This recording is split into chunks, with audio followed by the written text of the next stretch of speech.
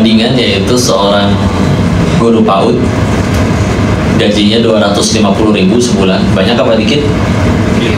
Ya, untuk ukuran sekarang dikit ya. Tinggal berenam sama ibunya, dia sudah yatim, nggak punya ayah. Terus dia, ibunya sama punya adik kandung 4. Cukup gak 250.000 sebulan untuk 6 orang? Secara matematis harusnya sulit sekali ya. Tapi kalau nanti mau dikenalin, hidup orang gemuk malah ya. Kok jadi bukan body shaming ya, cuman maksudnya sanggup dia gitu loh untuk tambah berat badan gitu, makan gitu tiap hari. Dan ya meskipun bukan all you can eat, bukan daging wagyu, tenderloin, import, bukan ya. Kadang nasi tempe, kadang ya ayam, tapi makan tiap hari. Dan gimana adik-adiknya sekolah? Cukup. Adik-adiknya pada beasiswa semua, soalnya pada hafal Quran. Maka kenapa jadi bahas itu? Meskipun kau gak kenal koruptor, tapi izin. Yang meskipun tadi kau bilang mendingan ke Thailand, orang-orang yang circle kau di Thailand, izin ya, kalau di Thailand berarti bukan playernya, tapi bandar-bandarnya. Bagi sama bandar, duit bukan masalah. Mereka sanggup bayar guru dan sekolah termahal untuk putra-putrinya. Gak cuman itu, bahkan ada yang bikin sekolah sendiri. Dia beli tanah, bayar arsitek, ngebangun demi anaknya satu. Demi ngejamin anak saya harus begini dan begitu. Tapi ya begitu. Kalau iya, pendidikan perlu biaya. Tapi kalau misalkan dapatnya dengan cara yang Allah nggak ridho, gampang. Tadi ya, anaknya ada yang mohon maaf LGBT, ada yang mati overdosis narkoba, ada yang nyolong dari bapaknya sendiri. Makanya masa kayak gitu tidak jadi renungan buat kita loh. Kok ada tuh yang sekolahnya jelas bukan sekolah yang international school atau gimana, tapi kalau akhirnya jadi orang baik-baik, udah gak cuma baik, kalau ngajakin orang jadi baik, jadi manfaat. Lebih dihormati, lebih disegani, orang gak berani kurang ajar. Berapa banyak pejabat di negeri ini yang setiap hari malah dapat makian? Berapa banyak guru ngaji yang di kampung yang setiap hari ada orang nangis kedoain kebaikan untuk beliau? Ya, maka mau ninggalin apa kita itu? Ya. Nabi mengingatkan di hadis sahih bahwa orang meninggal itu disebutnya ada 2. Nabi menyebutnya 2. Satu mustarih, yang satu lagi mustaroh. Yang kalau diterjemahin sama artinya, sama-sama istirahat. Tapi apa dong perbedaannya? Mustarih itu orang yang istirahat. Dia istirahat dari segala capeknya dunia. Soleh nggak soleh, taat nggak taat, tetap perlu nyari makan kan? Nah dia akhirnya sudah jadi orang baik dan beristirahat. Udah nggak perlu capek kerja lagi, nggak perlu capek ibadah lagi. Ibadah perlu effort. Ada yang tengah malam harus bangun tuh, wudhu, dingin, buat tahajud, rela tapi dilakuin. Ya. Dia istirahat dari itu semua. Kalau mustaroh atau lengkapnya mustaroh minhu ya, terjemahan lebih tepatnya diistirahatkan darinya. Maksudnya adalah mustaroh itu istirahat, tapi yang istirahat bukan orangnya, tapi segala hal beristirahat dari orang itu. Tetangganya istirahat dari dia, keluarganya istirahat dari dia. Biar lebih gampang, kata kasarnya mah gini lah, alhamdulillah mati juga itu orang. Ada kan orang yang kayak gitu, kedatangannya tidak diharapkan, sekalinya datang mulutnya zolim, kelakuannya nyebelin. Jadi begitu wafat tuh orang beristirahat dari kezoliman dia. Karena dengan seperti ini tuh awalnya mulai saya dengar dari, kalau di masjid kan suka ada pengumumannya, inna lillahi wa inna ilaihi raji'un. Terus misalkan orang kan nanya, siapa tuh? Qadarullah, misalkan kan banyak orang yang namanya sama Indonesia mah ya. Misalkan siapa yang paling Agus misalnya, jangan udah terlalu. Yang ini baik. Yang ini baik insya Allah ya. Dan terakhir kan digemparkan dengan 3 Agus ya di Indonesia ini ya. Dan kalau ini Agus yang keempat baik insya Allah ya. Ya kan misalnya ya udah ganti deh Budi misalkan gitu ya. Nggak ada aman ya. Itu Pak Budi yang mana ya? Oh, yang biasa azan di masjid. Saya mikirin enak amat ya jawabannya. Jadi ngebayang, pas giliran saya Denis yang mana? Ya mungkin karena kalau dulu di sekolah swasta Katolik, saya dulu TK sampai SMA sekolah Katolik, nama kayak Denis, Michael itu tuh banyak pisan. Denis, Michael, Kevin, Jessica, wow itu mah babalatak ya, babalatak itu mah ya. Jadi kalau ditanya Denis nu mana nih? Denis ini ngerti Sunda semua, kalau saya ganti bahasa. Saya pakai Mandarin tambah pusing kan? Iya.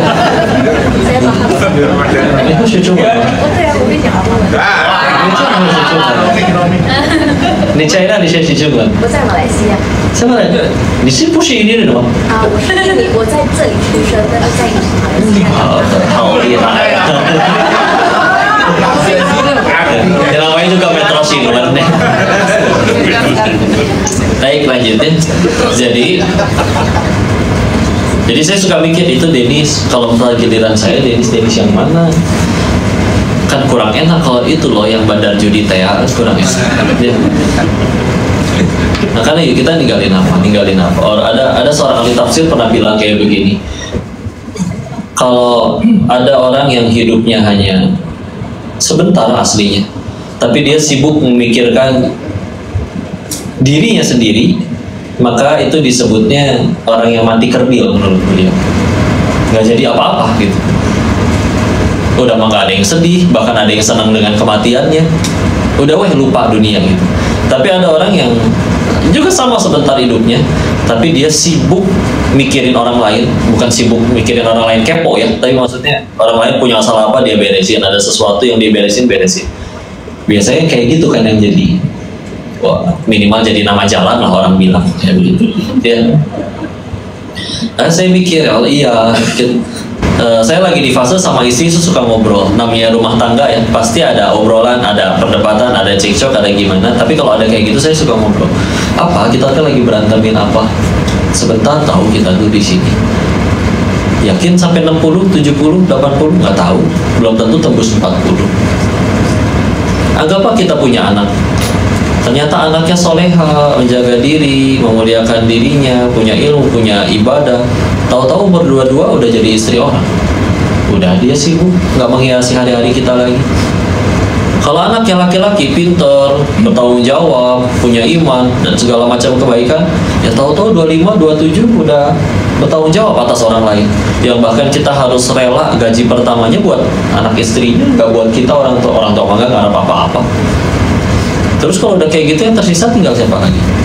Kita kan duaan aki-aki sama nini di rumah.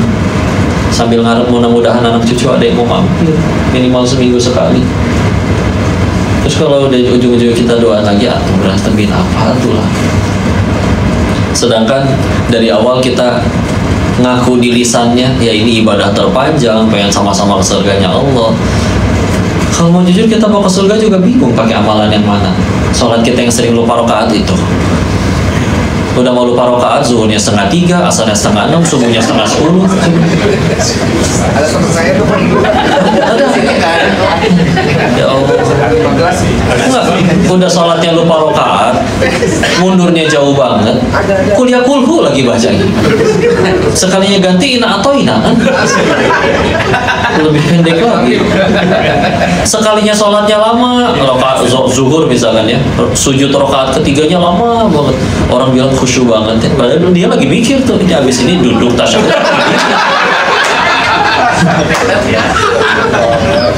Maaf kalau kesindir ya.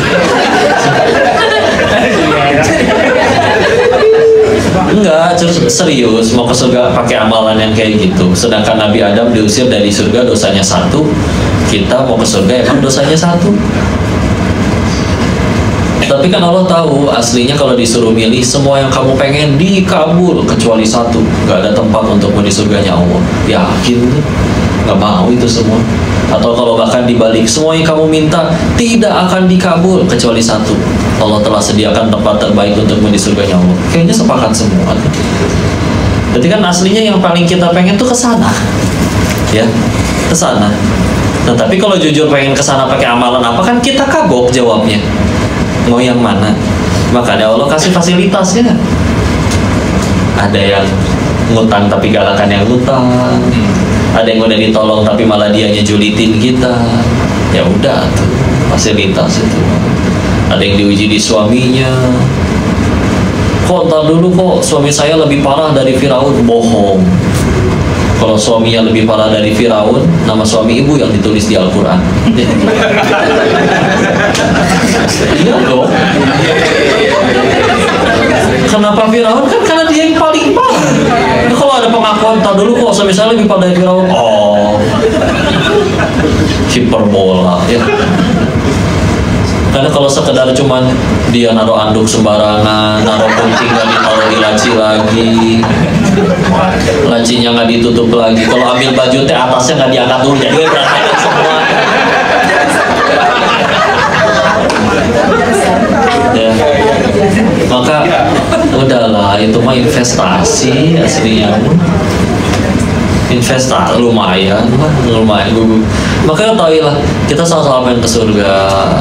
Kebaikanmu muncul, lalu aku syukuri, berarti kamu lagi jadi ladang pahala. Ada yang kurang baik muncul, nggak mungkin kita punya sifat sempurna, nggak punya kesalahan, pasti ada. Dan mungkin membuat kita menangis satu sama lain, meneteskan air mata, atau mungkin air liur. Ya. Tapi kalau itu membuat kita sakit, ya udah, berarti kamu sedang jadi penggugur dosa. Loh, berarti apapun yang terjadi di saat kita bersama cuma dua, antara kamu jadi pahala atau jadi penggugur dosa. Ya kan kita perlu dua-duanya buat ke surganya Allah. Berarti apapun episode yang kita alami selagi kerja, selagi nikah, semuanya cuma satu tujuan berarti untuk mendekati ke sana. Makanya justru itulah keadilan Allah. Kan saya suka bilang kayak gini. Anggaplah di satu perusahaan, nggak cuma di sini, entah di pabrik, entah di mana. Kau tanya siapa sih yang paling beruntung di sini? Ada yang pada jawab bosnya, kan bosnya paling dapat banyak duitnya. Ah, kalau duitnya dipakai maksiat gimana? Ada orang bisa nggak jadi loh maksiat gara-gara nggak punya duit. Berarti nggak punya duitnya dia kan berarti pertolongan dari Allah. Pengen maksiat jadi nggak jadi. Kecuali kenapa kita ngambek pas ada orang duitnya lebih banyak? Ya Tuhannya kita duit kali. Buktinya ketinggalan sholat gak pernah nangis, hilang duit nangis. Atau di luar sana ada sholat sih sholat kok, ketinggalan sholat tapi nggak nangis, tapi waktu gagal nyalek gila, ya udah dihatinya jabatan. Maka ketika akhirnya ditanya siapa yang paling beruntung, sederhana, yang semenjak kerja di sini tambah dekat sama Allah aja udah. Gitu aja. Karena kalau misalkan berarti baru boleh bahagianya harus kaya dulu, punya jabatan dulu, ya Allah, atau berarti yang nggak adil. Yang bagiin duit Allah, yang bagiin jabatan Allah. Anggaplah dikabul, tapi kan kok Allahnya maha hebat. Kenapa nggak dikabulin doa semua orang? Bisa sih, bisa aja. Cuman kalau doa semua orang dikabulin, kan makin kacau dunia. Contoh, semua pengen sehat? Semua pengen sehat? Satu dunia pengen sehat semua? Coba deh sehat semua, bangkrut rumah sakit, apotek gulung tikar, dokter udahan semua. Kalau semua pengen kaya, dikabulin semuanya kaya, ya gimana ceritanya kalau direktur semua ya? Bapak-bapak udah pada gondrong, nggak ada yang pengen jadi tukang cukur. Jakarta mungkin udah jadi gunung sampah karena nggak ada yang mau jadi petugas kebersihan. Yang ada orang tiap hari berantem, Pak buangin sampah saya deh Pak, nih 1 M. Lu yang buang, nih 2 M. Kurang ajar, kamu yang buang nih 4 M. Kayak gitu aja terus. Semuanya triliun ya. Malah jadi ngaco kan hidup. Iya. Mau jajan nyari asal udah lama nih nggak pengen jajan mie tek-tek. Gimana ada orang mau jadi tukang mie tek-tek udah jadi triliuner semua. Jadi nggak enak justru. Kabar baiknya mau jadinya apapun ke direktur atau bawahan ke pemimpin atau rakyatnya ke selagi nurut sama Allah mangga surga terbuka lebar. Jadi silakan bekerja keras, ikhtiar, ngejar target, mangga, harus banget malah. Orang Muslim itu selalu ngelakuin lebih daripada apa yang diharuskan, ya. Tapi kalau malah jadi meletakkan sedih dan bahagianya di situ, kan capek sekali. Gimana caranya bikin satu dunia cinta? Alhamdulillah surga kita nggak di mulut orang. Kalau surga di mulut orang kan, aduh ya Allah, pengen selalu kelihatan langsing, tiap kali foto tahan nafas. Maaf kesinggir ya. Berhasil kelihatan langsing, mukanya biru. Kurang oksigen.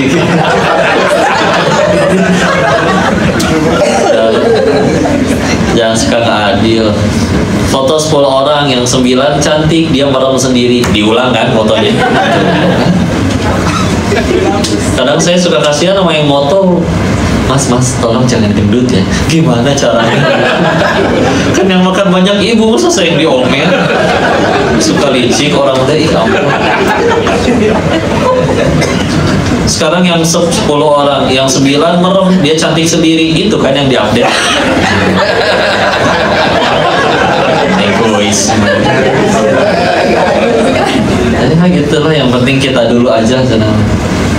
Jalan-jalan, wajar foto-foto nggak apa-apa. Nyampe rumah dicek foto teh 732 misalkan ya. Itu aja berhenti, memori habis sebetulnya. Ya. Emang yang diposting berapa dari 700? Tuh 5 paling. Ya. Kalau supaya besok bisa foto-foto, memorinya harus dihapusin dong. Yang dihapus yang mana? Yang kitanya cantik atau kitanya jelek? Yang kitanya jelek ya. Pas kita jelek, teman kita lagi cantik banget lagi.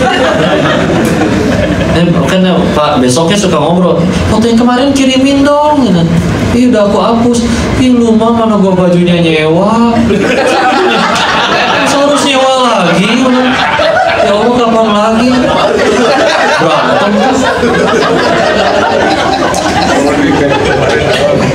10 tahun gak ngomong. Jadi udah tuh mau gimana, kan capek sekali. Alhamdulillah lah kalau sudah yang dikejarnya Allah, bismillah. Karena yuk berbagi kebaikan ya, menguatkan. Dan lihat kira ya orang-orang tingkatannya biasanya kan ketika mungkin muda pernah ngerasain kelaparan, tujuan pertamanya biasanya pengen sekedar kenyang, nanti lama-lama pengen kaya ya. Nanti ketika ketemu sama orang kaya yang udah dari sononya kaya atau udah lama jadi orang kaya, jadi bukan OKB ya. Tahu OKB kan? Orang kaya blow on. Iya, kalau baru biasanya norce. Jadi apa-apa tuh dicobain. Oh, saya cobain. Nah, tapi kalau semua sah-sah aja sih. Tapi nanti kan ada harinya dia nyadar bahwa ternyata daging import sama tempe sama aja, bedanya cuma 5 cm. Ya, di sini di lidah. Kalau cadel berarti 3 cm. Hampir. Begitu ketelan. Beda gak kenyang makan daging sama tempe? Ya gitu aja, kenyang sama. Apalagi keluarnya sama-sama bau. Enggak ada. Ini kenapa makanan mahal begini, Pak? Oh iya, nanti keluarnya wangi kok. Enggak. Jadi itu ya. Nanti ada titiknya ngerasa kayak gitu. Ketika udah ngerasa kayak gitu, duit udah ada nih. Lama-lama kan ini kan biasanya saya harus punya posisi. Entah dia misalkan pengen viral, nyari sensasi atau dengan prestasi, atau ya udah akhirnya biasanya mah contoh kalau di Konoha akhirnya mulai masuk ke pola politik ya. Mulai punya pengen ngejar kekuasaan. Nanti ketika udah duit udah, kecil disuka, muda terkenal, tua kaya raya, jabatan udah dapet, tapi udah sadar nih, tahu-tahu umur udah 73 misalkan. Loh, tahu-tahu di masjid aja kerjaannya. Ya. Karena ya mentok gitu, mau bandel, main perempuan ya udah nggak mau sama dia, kan udah kisus. Nggak bisa selamanya jadi playboy, itu nggak bisa, ada expirednya. Ya. Mau nikmatin makan sebanyak nggak bisa, yang makan ini nanti asam urat, makan ini nanti kolesterol, udah weh jadi gaduin oat, udah. Oat yang maaf ya. Ya kan tulisannya mah oat ya. Kenapa mereka yang kayak gitu? Udah ini soal udah tahu, oh ngarep ke orang pernah kayak gini, kecewa. Oh dikecewain sama itu pernah. Oh ngarep kenyang jadinya sampai akhirnya mikirnya ke arah sana. Nah kadang masa iya kudu nunggu di umur segitu dulu baru istilahnya mulai mikirin legacy ya kan? Nah, ketika duit udah dapet, harta juga udah dapet, jabatan juga udah dapet, nanti ujung-ujungnya dia mikir apa lagi? Saya ninggalin apa di dunia ini? Ya. Kalau mikirnya masih ke dunia lagi, yang dia tinggalin malah patung. Narsis banget, bikin patung sendiri lagi. Ya. Tapi kalau enggak ya dia ninggalin. Ada yang meninggalkan tulisannya, karena tidak balik lagi ada yang bikin langgengnya. Kayak contoh Imam Nawawi hidup cuma 45 tahun, tapi punya pahala 8 abad.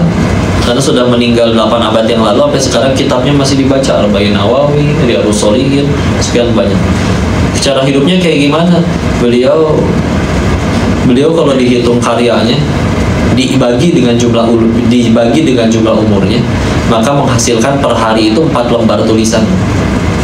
Per hari 4 lembar. Sedangkan kan nggak mungkin baru lahir orang yang langsung nulis. Ada proses beliau belajar, tapi seproduktif itu. Bagaimana beliau menghabiskan harinya? Matahari terbit sampai tenggelam ikut 12 kajian ilmu. Matahari tenggelam sampai terbit lagi menulis ilmu. Bahkan pernah 2 tahun dalam hidupnya punggungnya nggak ketemu kasur. Maksudnya 2 tahun nggak tidur? Enggak, tidurnya tapi ketiduran di meja. Kecapean, nulis, ketiduran. Kadang sejam kebangun, nulis lagi. Badan nggak kuat lagi, ketiduran lagi. Setengah jam ketiduran, bangun. Ninggalin meja itu kalau di malam cuman sholat, belajar atau mengajar, atau ya sudah, ke toilet itu udah. Segitunya. Tapi ya, akhirnya segitu langgengnya. Kok itu ulama terdahulu, ada nggak yang lain? Siapa yang ngaji, siapa yang bisa baca Quran di sini berkat buku Iqra? Coba. Nah, harus kenal itu. Sama penulis kitabnya kan ada fotonya di belakang. Dulu polosnya anak-anak ya ada yang kira ini Tuhan ya gitu. Ya Allah, nah, bukan itu penulis bukunya. Anak kecil pernah nanya kayak gitu ya. Siapa nama kiainya, ada yang tahu? Kiai Haji Asad Umar ya. Kenapa kok jadi bahas beliau? Tahukah kita cetakan buku Iqra yang resmi terjual itu 150 juta kopi. 150 juta kopi. Coba beliau punya transferan pahala minimal dari 150 juta orang bisa baca Quran, itu ngalir ke beliau. Ya. Tapi mohon maaf, itu kan yang resmi. Indonesia ada bacaannya kan. Kira-kira kalau dibaca tetap jadi pahala jariah nggak bagi beliau? Jadi. Dan kadang bukan satu anak satu Iqra kan. Satu Iqra bisa satu TPQ 30 anak. Satu dari anak TPQ itu punya pesantren punya 1000 anak lagi. Oh terus itu multi level yang luar biasa. Ya. Tapi kok kenapa bahas itu? Tahukah kita beliau itu dari usia 18 tahun udah lumpuh nggak bisa jalan. Makanya fotonya megang tongkat. Umur lagi ganteng-ganteng dan cantik-cantik gitu. Tapi tahu-tahu seperti itu. Dan mau apa? Ada yang memilih ngambek dengan takdir Allah, beliau memilih ya sudah. Berarti saya lagi dihalangin maksiat. Satu alat maksiat saya nggak bisa pergi, nggak ada kawan. Jadi tinggal. Dan beliau tidak dengan tawadunya tidak ngaku sebagai ahli tafsir, ahli hadis. Taunya apa? Huruf hijaiyah itu yang diajari. Jadi kalau ikhlas, akayu di sini. Siapa yang paling beruntung? Yang paling tambah dekat sama Allah aja. Yang paling ikhlas amal solehnya. Sekedar banyak-banyakan duit mah kita akan selalu kalah sama para koruptor. Jadi kalau berlomba-lomba amal soleh kan semua orang punya peluang yang sama. Batas waktunya cuma umur. Umurnya masih bisa diperpanjang kalau misalnya kita punya pahala jariah. Ninggalin sesuatu. Legacy. Ya itu berbagi kebaikan ya. Udah waktunya Q&A katanya, silakan. Tepuk tangan boleh teman-teman untuk Kodenis boleh sambil minum dulu teman-teman. Sebelum kita masuk Q&A nanti after this event kalau teman-teman keluar di depan sana tuh ada booth di mana teman-teman dari timnya Kodenis tuh habis luncurin buku yang teman-teman bisa dapetin di luar sana. Nanti bisa langsung minta juga tanda tangan, bisa foto bareng, bisa minta pesan. Tadi kan kayak Pak Permana pesannya apa namanya, playboy nggak selamanya bisa jadi playboy Pak, ada masa tisu Bapak bisa minta pesan di sini. Hati-hati ya kalau misalnya ada di luar kan ada Allianz, ada Allianz Syariah, di luar juga ada playboy syariah. Aku nggak ngomong. Ini di luar. Aku cuma mancing aja. Enggak, ini mah mewanti-wanti bagi yang akhwat yang masih muda-muda, hati-hati. Modusnya ngajak tahajud padahal pertanyaannya cuma satu, Mbak. Yakin cuma kamu doang yang di WA? Ya, bukti udah pada gemes ya. Tapi jangan salah, uti-uti Ko Denis lagi menunggu kelahiran bayi kembarnya. Jadi kita doain bersama semoga diberi kelancaran, diberi kemudahan nanti persalinannya Teh Yunda ya Ko. Amin, mohon doa. Oke, untuk masuk sesi Q&A aku yakin teman-teman nggak sabar pengen nanya-nanya tentang seputar pekerjaan yang sedang dilakukan, atau misalnya tentang kenapa sih kok gitu saya kalau sholat nggak khusyuk, pikirannya ntar makan apa ya, besok makan apa, padahal hari ini belum kelar gitu. Boleh, mungkin ada yang mau bertanya teman-teman. Jangan malu-malu. Oh, Mas Hendra langsung.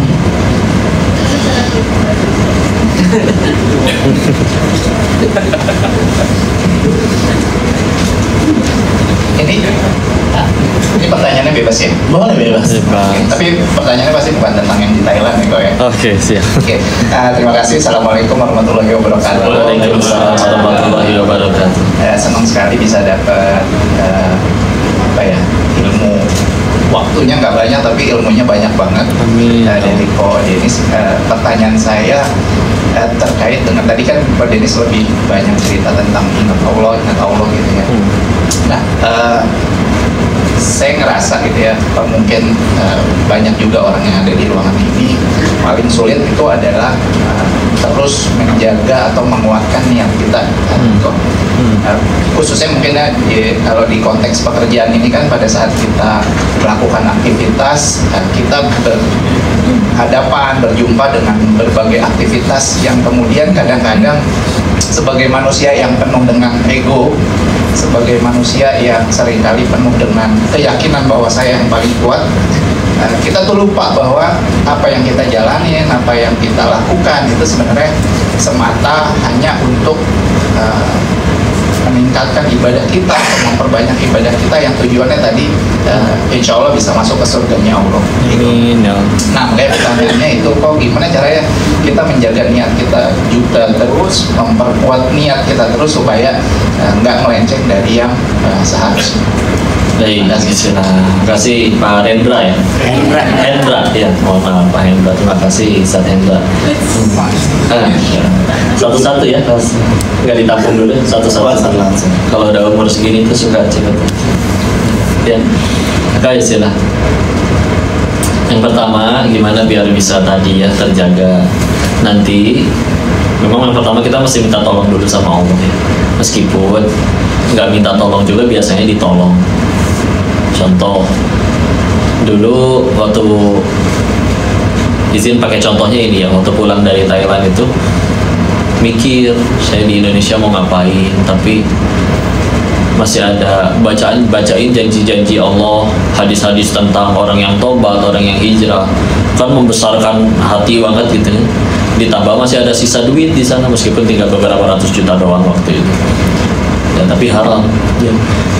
Terus wah ini pasti bisa nih, sukses modal, ambil hijrah sambil tobat.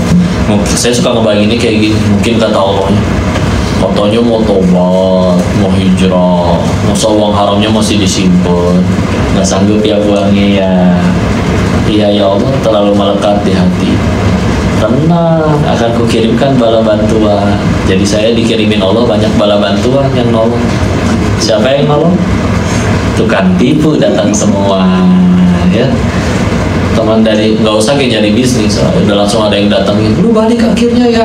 Yuk, di Indonesia mau ngapain? Gue bawa proposal nih, yuk ayo kita bisnis, tinggal taruh duit segini, tiap bulan keuntungan segini. Dalam hati, apakah ini jawaban dari hijrahku? Setelah ditransfer sampai detik ini, batang hidungnya tidak terlihat lagi ya. Ada yang sama-sama jujur, hilang orangnya. Dan intinya waktu itu di saat yang katanya pengen ngajar Allah, tapi berarti saya belum jujur. Karena belum bisa jadi yang dikejar belum Allah. Tapi akhirnya nyampe di satu titik bahwa ngambek, kesel, buat apa udah nonggeng, udah sujud, malah habis semuanya. Mendingan balik lagi ke sono. Tapi begitu diterusin, nanti sampai di satu titik bahwa oh iya ya, itu kan pertolongan. Sisa uang haramnya jadi nggak ada yang kemakan. Buang sendiri nggak sanggup, ya udah ditolong. Tapi kenapa saya waktu itu sedih? Sederhana, karena waktu itu tuh hanya saya duit. Buktinya ketinggalan sholat nggak nangis, hilang duit baru nangis. Kenapa begitu? Pernah ada orang bilang, kok 2023 bagi saya tahun yang sial. Kenapa Pak? Saya diturunin jabatan. Perasaan Bapak naik jabatan di tahun itu 3 kali, turun baru sekali. Kok sial? Di luar sana juga ada yang nggak pernah menjabat apapun. Jangankan direktur kayak Bapak, jadi ketua grup WA juga nggak pernah Pak. Tapi kan itu cara jadi ketua yang tergampang Pak. Tinggal kumpulin 3 nomor, bikin grup langsung loh dilantik. Terserah mau pakai selempang kayak mau pakai ya kata enggak, tapi ada orang yang nggak pernah menjabat apapun nggak ngambek tuh. Kenapa Bapak ngambek? Jadi satu, ditolong nanti. Dan juga ini juga esensi doa ya. Kadang kepikiran nggak? Setiap kali kita angkat tangan doa, sebetulnya Allah udah tahu belum sih kita bakal ngomong apa? Udah, terus ngapain masih minta? Ya Allah, hutang saya ya Allah. Udah tahu nominalnya berapa juga Allah tahu. Ya. Udah tahu. Cuman apa berarti? Satu, esensi doa itu adalah biar ada momen kayak gini misalkan, ya Allah, saya kira masalah ini kecil, uang banyak, teman banyak, tapi kok nggak beres-beres. Ternyata benar, saya itu cuma hamba, kalau nggak ditolong nggak bisa apa-apa. Atau dibalik, ya Allah, masalah besar sekali, nggak ada teman mau bantu, uang juga nggak ada, kok beres ya? Ternyata benar, kalau kau sudah nolong, saya mah cuma hamba, beres mah beres. Atau ya, kadang memang ada punten ya, kalian nanti punten, nanti kalian udah sesoleh apapun, sudah sejujur apapun, demi Allah pasti masih akan bakal berbuat salah, masih akan pernah kena marah. Karena kalau emang pengen kerja nggak pengen dimarahin, ya 2 caranya. 1, nggak pernah salah seumur hidup, atau 2, nggak usah kerja sekalian. Ya. Nggak usah kerja, di rumah diomelin sama si mama ya, kamu teh di rumah wae ya. Karena itu esensinya. Jadi satu, kembali lagi ke titik itu, ya Allah, iya ternyata saya nggak bisa apa-apa kalau nggak ditolong. Kita jadi bergantung kan. Dan selanjutnya esensi doa itu juga kadang saya nyadarnya waktu nanya ke para pejuang garis 2 yang lain, Ibu, Bapak bisa hamil, apa waktu itu amalannya? Ada yang jawabnya sedekah, karena ternyata dia orang kaya. Saya pindah ke pasangan lain, apa amalannya? Dia jawabnya birrul walidain, nguatin ke orang tua. Oh beda ya. Saya pindah ke orang keluarga lain, Bapak Ibu apa amalannya punya keturunan? Oh saya waktu itu dapalin Quran. Beda-beda. Jadi berarti maksudnya apa? Benar nggak? Bukan masalah doa dan amalannya apa atau tips triknya apa. Ya udah, pertanyaannya adalah sudah pantaskah doa kita itu dikabul dalam diri kita? Makanya sibuk layakan diri aja. Sanggupnya apa? Ya udah. Saya sanggupnya di bidang ini kok, khidmat. Ada yang ngerasa, aduh saya nggak ngerti kok kalau kerja kayak begini. Saya bisanya ngajar, emang demennya ngaji, silakan. Ada yang bilang, ngajar mah saya nggak bisa kok, tapi dagang mah seneng. Ya sudah, berarti jadi pedagang. Ya apapun itu, gimana agar supaya tadi niat itu terjaga dengan segala macam hackingnya? Oh, maha baiknya Allah, nanti akan ada episodenya yang bikin kita ingat ke Allah lagi. Yang justru kalau misal itu kejadian dan kita masih ngambeknya berlebihan sampai ya stres, nggak mau makan, nggak mau minum, besoknya tipes, maka yuk tanya lagi, yo berarti ke Allahnya itu masih belum segitunya. Buktinya ada orang yang nggak pernah nangis ketika kehilangan Allah, ada yang nangis segitunya ketika kehilangan titipan doang.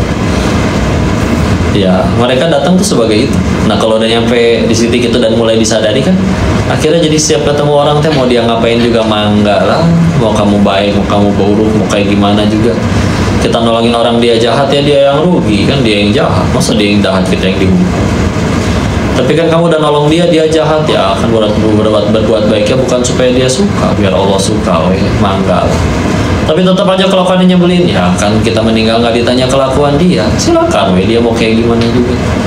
Tapi tetap aja dia udah balas air susu dengan air tuba, saya tuh bakal mati, cita-cita ke surga.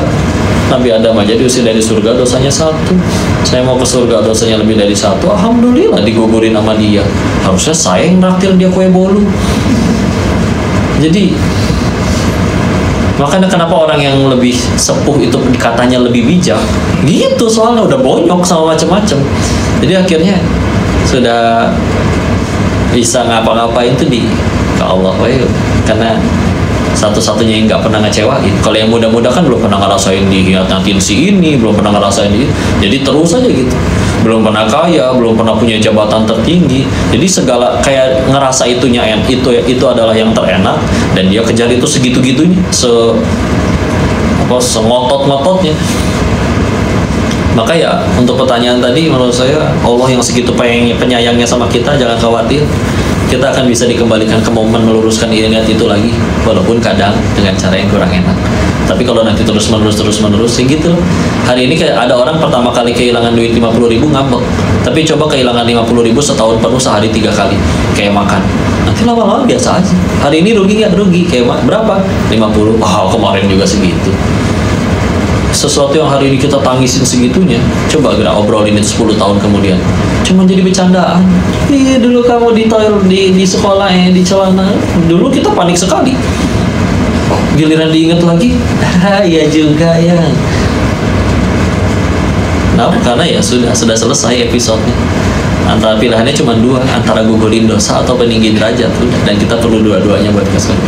Jadi ya akhirnya nggak ke masa lalu lebih legowo, ke depan udah nggak takut lagi, ke orang udah lebih lillahi ta'ala lagi, jadi nggak peduli mereka mau gimana, tapi tetap ikhtiar maksimal. Ya udah, selamat menikmati ketenangan tersebut.